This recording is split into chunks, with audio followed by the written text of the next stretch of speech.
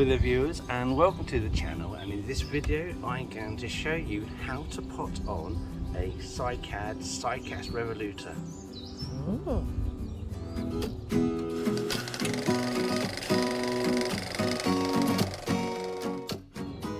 Alright, hello. So you have yourself a Cycad and you want to repot it. Now one of the first things you need to know is that Cycads don't like being repotted, they don't like their roots being disturbed. So when I'm going to do this one, which is right now, I'm going to put it into quite a large pot and hoping this will be the last pot I'm going to put it into. It's a lovely evergreen plant. It comes from South Japan, in the islands of South Japan.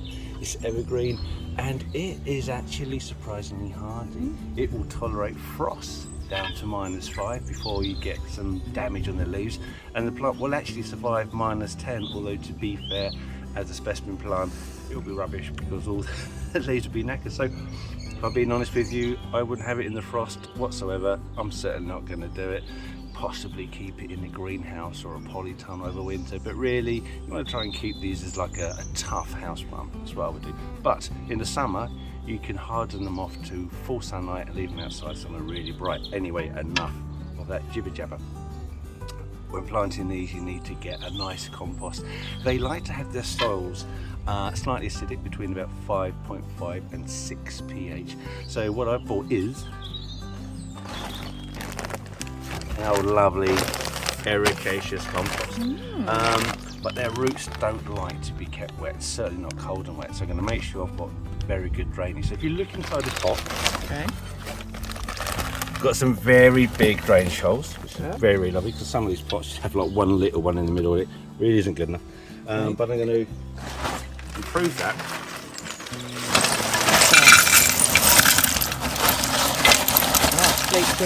Yeah, I want to have a good couple of inches of drainage in there. Oh, that's disgusting. Right, you know, I'll just shut the old one.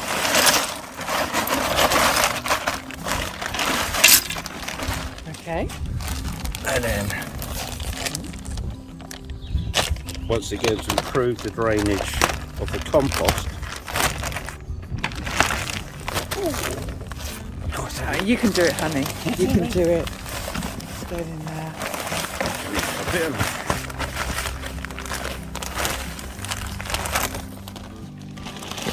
I'm going to add horticultural grit.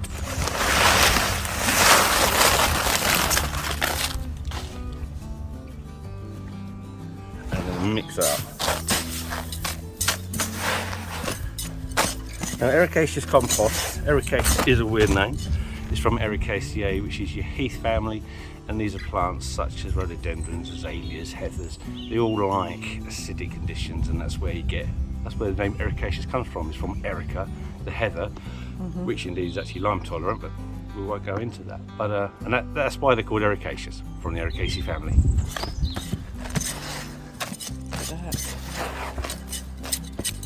Right. Okay. Good. Right. Not too much to start off with, I don't think.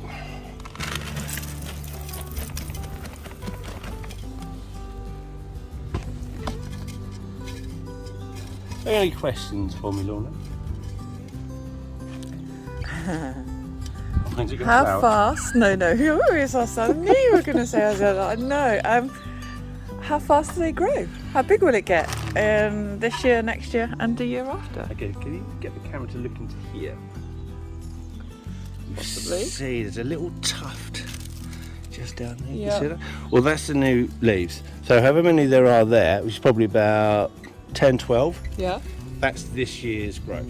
So Okay. you'll get 10, 12 leaves coming out of there. You'll get, at least in England, you get one set of leaves per year comes out in the spring. Okay. And that's it. That's why you don't want to get Really slow. You don't want to damage these, and these are damaged through overwatering, too much cold, too wet, so just be careful, because this is fantastic, absolutely lovely. You don't want to damage these, because this is what gives you your. I thought you made a really good point about hardening it off and not just putting it direct in sunlight, because that would be crazy. Yeah, you. That's exactly what I did. Yeah. When You gotta harden it off. When you're hardening plants off, you need to take 10 to 14 days to do it. You start off in outside but shade all day, and then every couple of days you move it so it gets a little bit more light, and not like full 12 to 2 o'clock light. It's like morning light or evening light. Then you build that up every couple of days until end of 2 weeks. It's hard enough, it goes straight in full sun. Right. Do it too quick, it will just scorch everything. It's just the same as a person getting sunburned. You know, you're not used to the sun, you go outside and you get burnt. Right, so. Ooh, look at the roots on that. Out disturbing the roots. Hey, do not tease them all apart. I knew he'd laugh at that Do one. not tease. Okay. Right. Right. I've not made that deep enough. So just give me a second. Okay. A few moments later. Oh look, it's a perfect fit. Oh my goodness me, that's lucky. So just make sure that's centralised. Your one opportunity to get that in the middle. Oh, that's Yeah. usually me, isn't it? I go around the other side and it's not quite as central as I perhaps thought it might be. And then you backfill. Now once you're growing this, you can water it fairly regularly during the summer. You know, feed once a month, water weekly, but like I say, don't overwater. Don't keep it in waterlogged conditions, you will just rot the roots off. Okay. So once we're done, Yeah. I'll give it water. Yeah. Then I'm going to put it in the shade. You know, overnight temperatures are quite good at the moment, Yeah. around about 8 degrees and only going warmer. Okay. And next couple of weeks I'm going to slowly harden it off. We'll have this in the full sun later. Do you need to feed it regularly? Feed it once a month.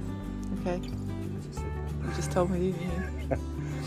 Anyway, if you've got any other questions Just or check in. comments, then leave those in the comments section. And thank you for watching, and we'll see you in the next video. Bye bye.